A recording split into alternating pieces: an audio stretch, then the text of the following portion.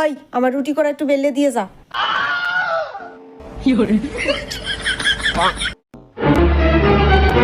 এই নে জামা কাপড়গুলো সুন্দর করে বাজায় রাখ। আমার দেখতেছ না পড়তেছি তো কি হইছে, আগে কামড়ি কর।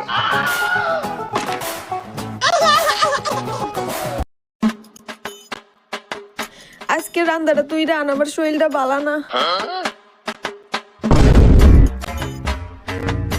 আপু তোমার কি হইছে বলবো, আমার পড়তে দিতেছ না কেন?